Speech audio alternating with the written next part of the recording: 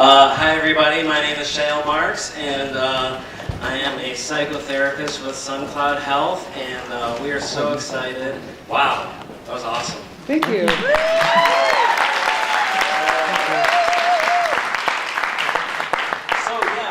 One of the reasons why we really wanted to be involved with the production is that it really touches on something that we feel very passionately about at SunCloud, and that is particularly looking at addiction. The question is not why the addiction, but why the pain.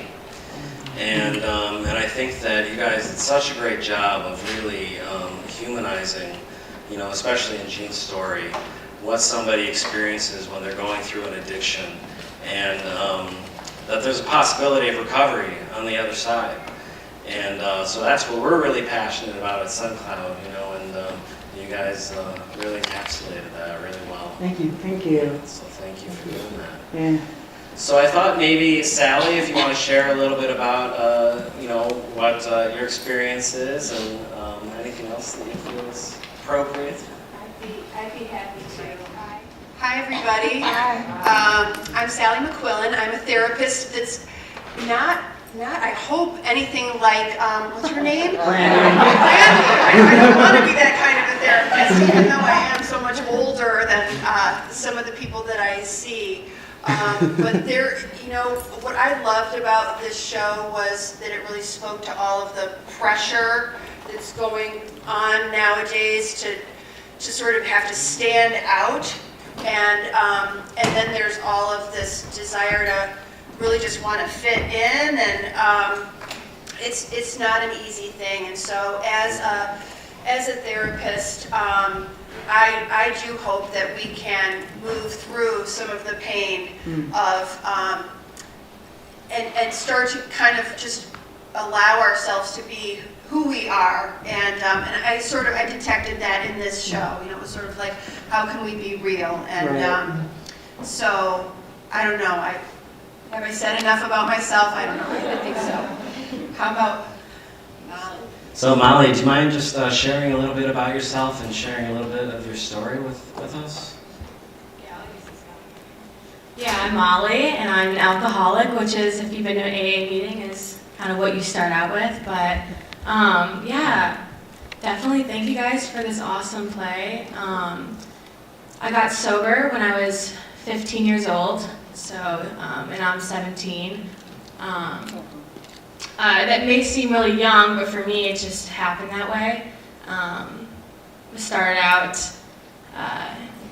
in 8th grade with a lot of stress and anxiety, like I feel like a lot of people do nowadays, and even starting in middle school. And leading up to then, I found alcohol and drugs to take away all of my racing thoughts in my head, and I loved it. And it was like, I didn't really know what addiction was. I kind of thought that was just for homeless people or people that just weren't me. And within a couple of years of using, I was full head in everything in addiction. Wasn't going home. Wasn't going to school. I was definitely living my own world, and I started to really hate my life and not like the way I was living, and it took a while to understand what that meant to me, being so young and not having anyone around me that could relate or understood what I was going through. So I went to treatment. And so thank you for what you do to save my life, and so it's been a wild journey, and now I get to come up and be in places like this and tell you my story, so thank you for letting me tell my story.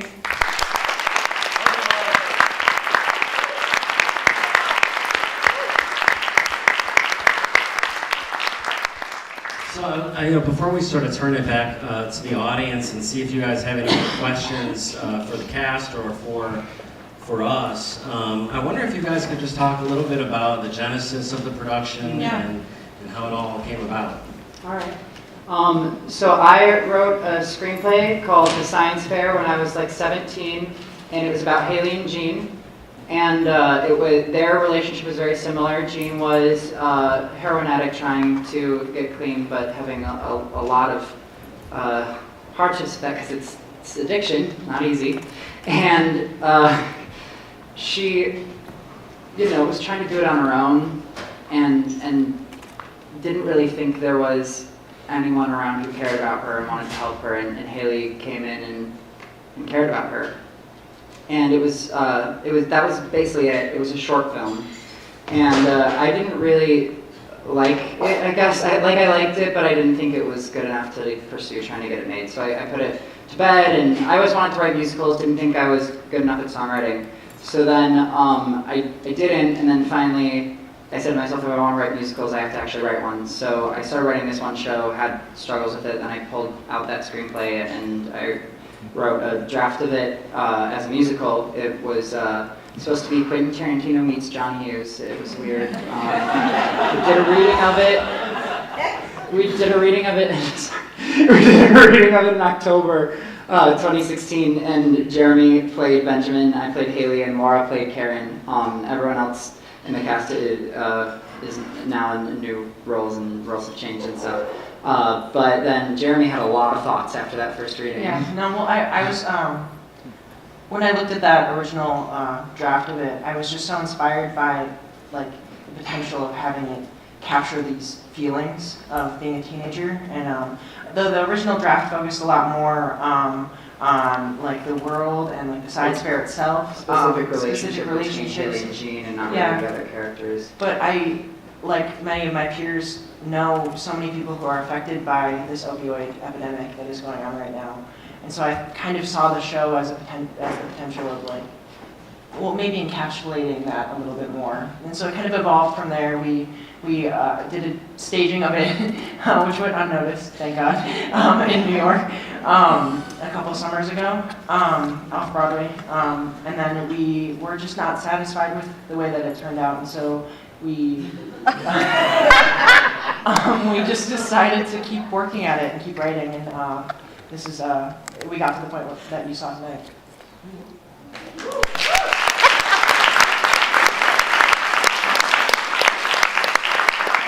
want to share a little bit about what your experience has been like, just being involved in the production? Yeah, so like they said, their first reading I wasn't a part of. They brought me on spring of 2016. And it's been an awesome journey. We did a semi-similar version of the show at Theater Row in New York, which is not Broadway Theater, summer of 2016.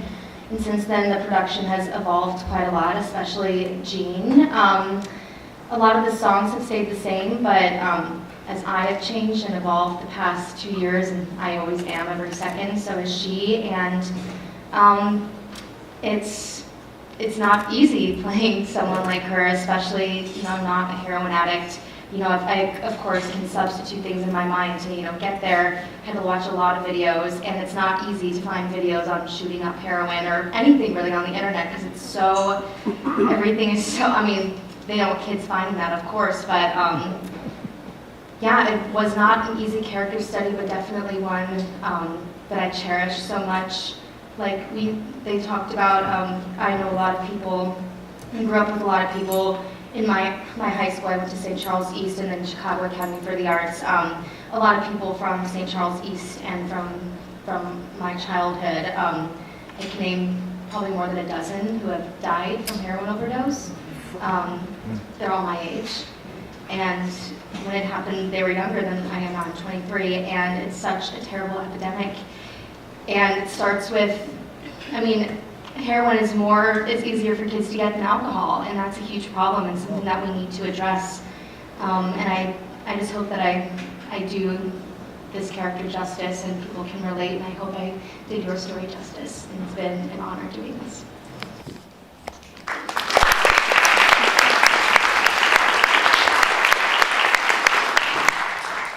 So I think now may be a good time to sort of open it up to the audience and see if any of you guys have questions for any of us, including the writers and actors who play. Any questions out there? Come on. What made you decide to end the show the way you did with Benjamin being shot? So, in the original draft that the reading, Benjamin ended up dying, Trix ended up dying. It was, He got well, it was very no, different story. Trix didn't die. It wasn't no. Trix. It was the sort of like the Landon Casey type character and the Benjamin character were sort of meshed into one character, and the one that I originally wrote. So Jean's boyfriend was much older than her and was like way out of high school, and her father. That whole story didn't exist. And what happened was he came back to the school. It was kind of a similar scenario, slightly different. There was a police officer who had been hunting him down, and they had a face-off, and they ended up killing each other. And I was trying to make a statement about how like crime and law enforcement sort of are two wolves that eat each other. Yeah, then when we moved to New York, it changed into Brandy was originally an undercover cop at the school, but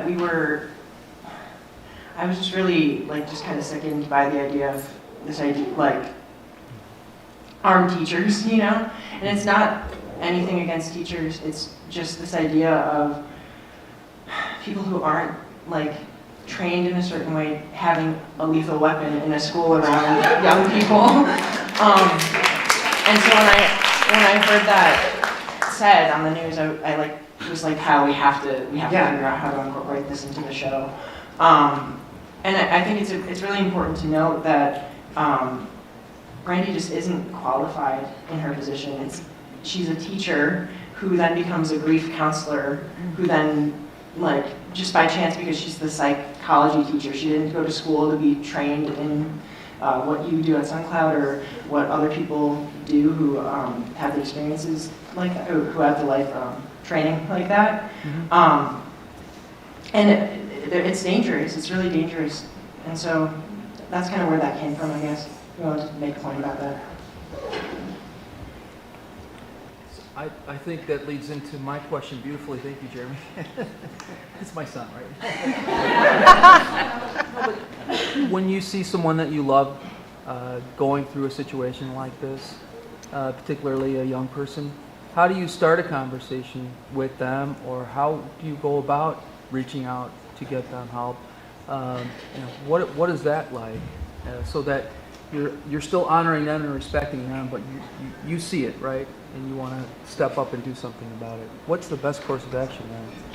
I absolutely can speak to that because I neglected. I was so discombobulated when I got on the stage that I forgot to tell you. I was so excited to talk about what an amazing play that it was that I forgot to tell you about myself. And so I got sober about 30 years ago, and addiction, we now know more than we did back then. There's a really strong genetic element, and I married a man who also is a recovering alcoholic, and so not surprisingly, our children are now in a position of being predisposed to addiction, and my oldest, at 16, it was pretty apparent that he was already struggling, and I think it depends, on how old your children are, but often, and I feel like just our generation of parents, in an effort to compensate for, that whole idea of being sort of seen and not heard, we're helicoptering, we're over-involved in parenting, and so some of what you guys even touched on today was this idea of, being able to go ahead and feel your pain, right? And kind of, it's the hardest thing to do, but in some cases to let your children struggle along the way so that they can learn how to address their own disappointments without looking to alcohol and drugs as a solution. But part of what your question was more about what do you do if you do spot that problem? And I think oftentimes any of us who've been impacted by addiction or who have grown up in families where it's present, we do just the opposite of what we should. We sort of like skirt around the subject and we sweep it under the rug and we pretend everything's fine. And what we need to be able to do is find balance between being overly worried and freaking out and then making everything seem like it's fine.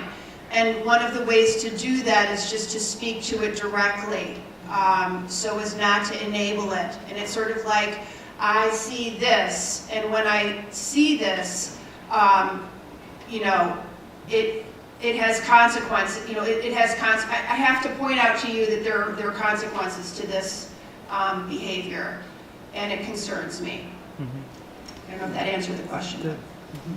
What is like the most helpful thing that your friends or family or those close to you or around you can do or say or be there for you that is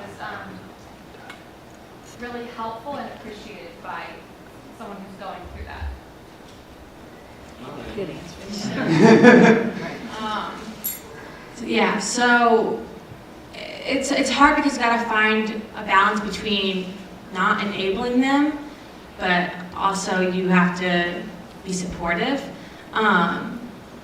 The thing with an addict, or speaking for myself, is you can't stop them. If they want to stop, that's their choice. It's something that others can't really affect. I think just letting them know how you feel, how their actions make them feel. Because for me, I had no perception of how my actions were affecting other people. I mean, it's like a very selfish disease in the sense where I was only searching for my next high. And just letting them know that you're there when they need you. Yeah, I mean, I have my sibling and my other friends that go either back into addiction or are in addiction. It's still difficult because you want to take that away from them, but you have to remind yourself that that's not a choice that you can like make for them. So trying to be as supportive as possible. Coinciding with that, what is not helpful? Like, what should someone not do or say? That they should probably like go to AA. I think that like steers them away. They're like, oh, I don't want to go to that place. Or tell them they have a problem. You know, trying not to shame them in their actions. It's not something that they fully understand the level of what they're doing. I think it's something they got to figure out by themselves. But yeah, it's tricky. There was a dude up there. I know that dude. So, this is kind of going back to like the show. Yeah. You have so many things wrapped up like in it. So you have like an amazing like purpose for like the outside world. You have such like heavy material in real life that's going into it. Like from a songwriting perspective, from a process perspective, how do you even begin to like channel that as like a set number of songs and like? It's tough. Yeah, it takes a number of years, first of all, to really get it right and figure out what you want to say. It takes a really long version of the show to find a shorter version of the show. Where's Alex Crosby? Where's Alex Crosby? Is she? There she is. Yeah, you know what I'm talking about. There's a lot of drafts. But yeah, There's a lot of things that like will go wrong or be bad about your material, and you just have to be okay with that. I think it's hard to, because when you like sit down to write, you just have so many ideas that you want, or like so many things that you like are trying to say, you know, and like not all of that can necessarily go into a show. I think that what was hard about like the earlier drafts of this was they were trying to say everything we and thought and we felt kind ever. of pulled back and like made it more about central themes that more related to like that were more interwoven, if that makes any sense, And rather than take it all. As for writing songs and how to figure out how to hit the points of the songs, I think I would say two things about that. First of all, the idea that when you're writing a musical, you want the drama to build up to the song, and you want the song to really be the climax of the emotion. So rather than trying to address the themes with the song, I would we sort of address the themes with the book dialogue, and it would be the songs that really like spoke to the emotion. of what the characters are going through. And the other thing I'd say is there's a quote from Stephen Schwartz, who's a Broadway composer. He did Wicked and my favorite musical, Children of Eden, and a bunch of other shows, Pippin, Godspell. He says there's only two things that a song in a musical has to do. It has to be honest and it has to rhyme. So that, I took that to heart, and that made it actually possible for me to write a score for a musical in the first place. I have a question for the SunCloud therapists. I know that right now, parents, adults are very freaked out by the opioid. It's almost like we have demonized the drug, but what I heard you say is that we need to be very concerned about the pain underneath the addiction. Can you say more about that? Sure. Yeah, I mean, I think that one of the things about addiction that is so misunderstood and stigmatized is that to, I think, family members especially, it looks like bad behavior. And the first impulse typically of parents and the community can be to punish. But we know now that, as Sally said, it's a genetic condition, that it's a brain disease, and that when you actually have the disease, the part of your brain that is responsible for making choices, which is the prefrontal cortex, the front part of your brain, and a person who's suffering from addiction, that part of your brain at a certain point becomes unavailable to you. And so while it looks like this person is going through life making choices, they're actually not. That they've lost the ability to choose whether or not they're going to use. And so there's a lot of different components to it that I think are important to understand. So as Sally said, you know, opening up a dialogue, particularly I think for younger people in school, and making counseling available to people. There are some, I think, initial warning signs to look for. Most people that I know who have struggled with any kind of addiction, whether it's drug addiction, alcoholism, even eating disorders, describe feeling a certain way long before they ever started using. They talk about feeling like they don't fit in. They talk about feeling like an alien from another planet. They talk about feeling like everyone else got the manual to life and they somehow missed that day. You know, and when they first find drugs or alcohol, it seems to fix something. And it seems to make that ache go away. You know, and so that's why what I would say, what most treatment centers call your drug of choice actually becomes your drug of no choice. That you get taken to a place where it becomes almost impossible to turn away from the only thing that's getting you by. And then you reach a point where the very thing that's getting you by is the very thing that's killing you. And you really can't tell the difference between what it's doing to you and what it's doing for you. And that's hopefully when you have some people in your life, you know, who can share that truth with you, and especially people who have been through it before, you know, because it's really important to, I think, understand that it's a disease of isolation, and that what we're really looking for, and I think that what you guys really touched on really well in the play, is connection. Yeah. You know, that all of us are looking for a way to connect with each other, and that addiction, being addicted to anything, is a backwards way of trying to reach that aim. That it's kind of like fool's gold in that way. Thank you. I have a question. Why did you choose the incredible, crazy disease of not being able to touch someone? Where did that come from? Did you find out about that when you were like 14? And it stayed in your brain the entire time? Actually, yeah, I picked it because of the dramatic potential, if I'm being honest. But Haley, actually, here's the real reason why. Haley was, in my early drafts, just someone who was socially awkward, and he talked about this barrier between him and everyone else. And I realized that it would be a more effective symbol if there was something literal to represent that barrier, and that it would also be more entertaining. Good choice. Excellent, excellent. Oh, well, that's, It's more so for Molly, is that it? Yeah. When did you know it was like your breaking point, like when you decided that you needed help rather than like other people? Yeah, so, I mean, my parents, my dad's here, thanks Dad, they sent me,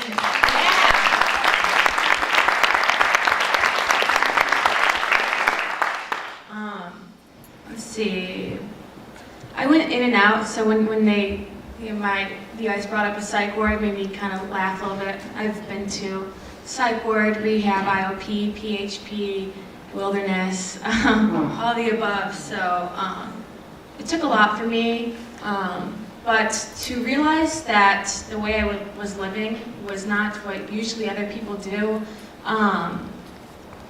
it took me, we call it, what do we call it? It's like your breaking point, yeah. Yeah, your bottom, it's called your bottom, and that for people comes in all different ways, all different times, and for me that was a mental bottom. I got expelled from school for having drugs on me, and my parents felt like they had no hope, and I felt like I was letting everyone down around me, including myself, and I thought that the life I wanted was not go to school, not have to have my parents around. I could do drugs all day and have no one stop me. And once I got to that point, I realized how miserable it is living that life.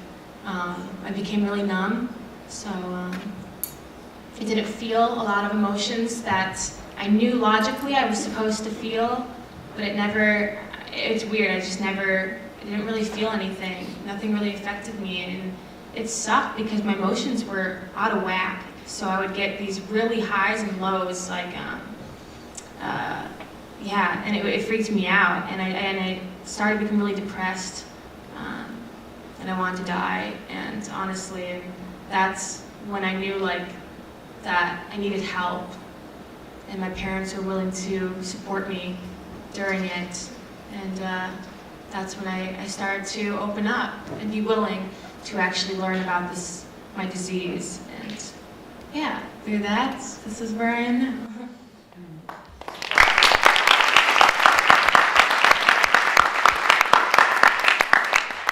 So, of course there are some people who just don't want the help and they want to stay dependent on their addiction, and it has to be their choice to, like, ultimately go get help. What if it seems like nothing's gonna stop them until they're dead?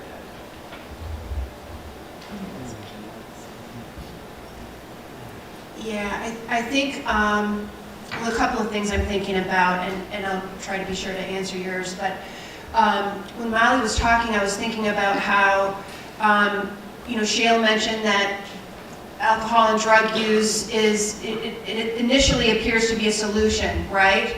And that ultimately, though, with the progression of the disease, and especially now when you have drugs like heroin, the stakes are really high and the progression happens really quickly, that you also get to a point in many cases where the solution no longer works, except that by then your brain has been hijacked, and so you don't really, so you're becoming more depressed, more anxious when that was your objective was to relieve some of that you had to begin with.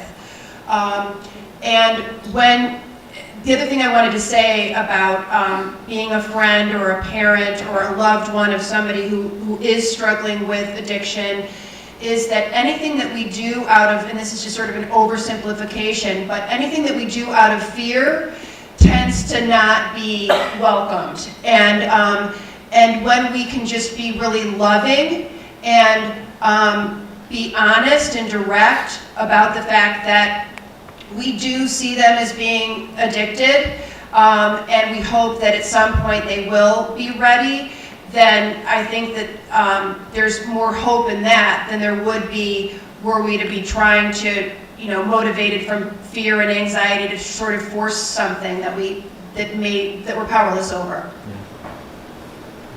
Cool.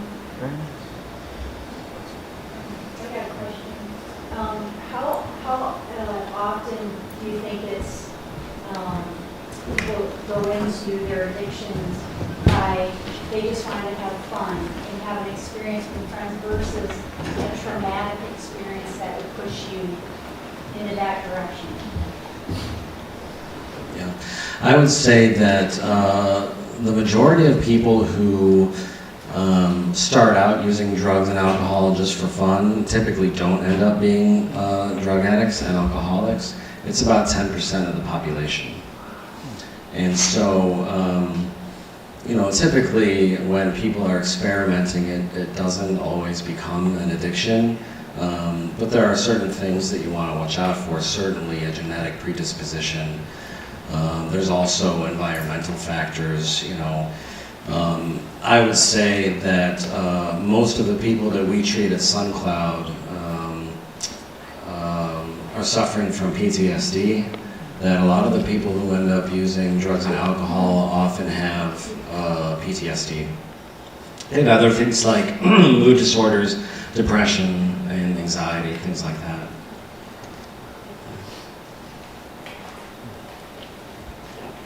I had a question about the production. What are there, if any, the plans beyond this performance? What's next for this? Do you want to just go all out for it now? Okay, so we haven't announced it yet, but we have an extended off-Broadway run at Ars Nova, which is a dream venue for us in New York City this summer.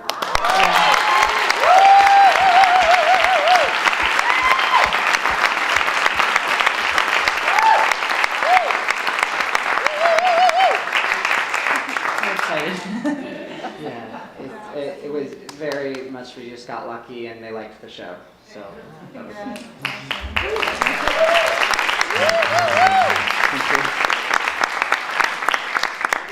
One or two more questions? Yeah. I was gonna say, like, with that going forward, do you guys think you guys are gonna make any new alterations to the show, or is that always? I mean, I'm sure that's always happening. Yeah. The work's never done. Yeah, minor tweaks. Sondheim still makes changes to Into the Woods, and what's the other one he's always changing? There's a show that he never stops changing every single time. Merrily. Yeah, Merrily. It's still, we just saw Merrily at the Roundabout, and it was completely different than it was in 2012 when they did it at Encores. So, yeah, so we'll never stop. We'll always change. Well, and I think just One more? well, yeah, just one more thing about that. I think that with live theater, it has to keep moving in a different direction, even if it isn't better or worse. It can't. It's not a film that will be documented and stay that way. It has to keep moving in a different direction. Sorry. Yeah. Right there in the back. Yeah, I have a quick question. What do you have to say about people who have the fear of the financial barrier and burden that is pursuing help with their disease, whether it's eating disorders or addictions or whatever it may be? I feel like a lot of people have that fear where they want to pursue help, but also at the same time dealing with the financial burden can put them in a deeper spiral. Yeah, I can speak to that. I mean, unfortunately, some of the treatment options are very costly, and yet there are other treatment options that are really reasonably priced. 12-step involvement is essentially free, or maybe $1 to $2 if you choose to attend per meeting. But I do think that typically the highest level of care that you can get if you're suffering from addiction for the longest period of time, and typically treatment requires a lot of different features. So it's treatment, but then it might be it should be, in our opinion at SunCloud, a lot of aftercare groups and therapy. And there are ways to attend, and this is the toughest part, right? Is that, and you guys talked about this in the play, it's really hard to ask for help, isn't it? As much as most of us know the value in that, and that that's such an essential piece of connecting, that taking that first step to ask for help. And so when you are financially concerned about that, it makes it more challenging. But there are plenty of therapists who will see people on a sliding scale, and it's tough. Yeah, one of the things that we're trying to do at SunCloud, the rest of the healthcare industry is moving in this direction of value-based healthcare versus fee-for-service. So most of the time you go to the hospital and you get charged for each service that you get. And but the healthcare industry is moving in the direction of that we would only get paid dependent upon the outcome that you experience as a patient. And so at SunCloud, we are extremely passionate about following the outcomes of our patients. And eventually, what we'd like to do is basically say we won't get paid unless you experience a certain level of quality of care. That is a pretty radical idea.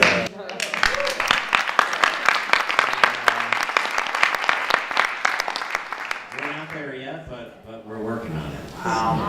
Yeah. So we'll maybe take one last question. Sal? I just have a couple things. One quick thing. The show Evolving piece. I didn't think Gabby's performance could get any better than New York, but unbelievable, Gabby. You're amazing.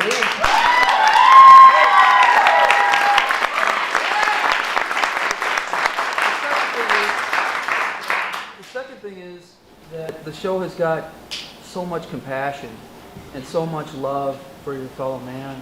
It's just incredibly inspiring, and I think that something Sally talked about is your bravery, to talk about things and to explore these topics that are uncomfortable and controversial and important.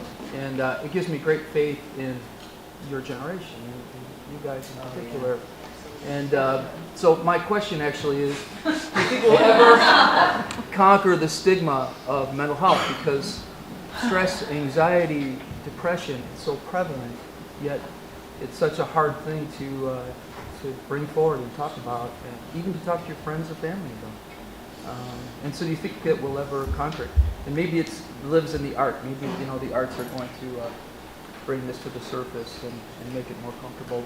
Or maybe it's their generation. But just wondering from a SunCloud perspective, or from your perspective as a professional. I think that maybe I'll say something about this, and maybe you can share something. And you too, Molly. That one of the things that I think is helping to start the end of the stigma is for professionals who are in recovery to share that they're in recovery. And like Sally, I've been in recovery for about 10 years from alcoholism and drug addiction. And I don't look like what I've been through. And so I think that the more that professionals and even people like Brene Brown, who talks about her experience of anxiety and things like that, more and more professionals are starting to share that they too have experienced. Most people who go into this field don't come into the field by accident, right? And so the more that we can share about our own experience, I think the better. The old idea that we shouldn't self-disclose, I think is really sort of coming to an end in some ways. And I think that's a good thing. I would just echo that I think that many of us are, or at least I can speak for those of us at SunCloud, are deeply committed to destigmatizing this and take our role seriously to not only help people that are suffering in the same way that we have, but also continue to care for ourselves in such a way that we're always growing so that we can impart that, and so that we can also serve as models for people that are earlier on and help them to see what's possible. I think nowadays in my generation, for sure, some of Gen Z is definitely, I think what I see is we pull away from these social norms of men can't cry, women can't do X, Y, Z, and I think when you pull yourself away from that as an individual, I think other people look at that and they grasp onto it. And that's why I'm here, is to tell my story, hoping that other people will feel vulnerable enough to tell theirs as well. I think it starts with us, and it is just being more open-minded and open-hearted about who we are. Some self-love. We got to see more self-love, and that's where it starts.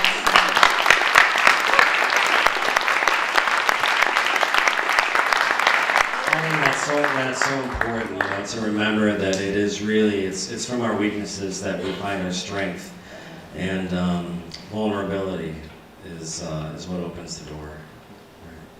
So, thank you so much. Thank you all for coming.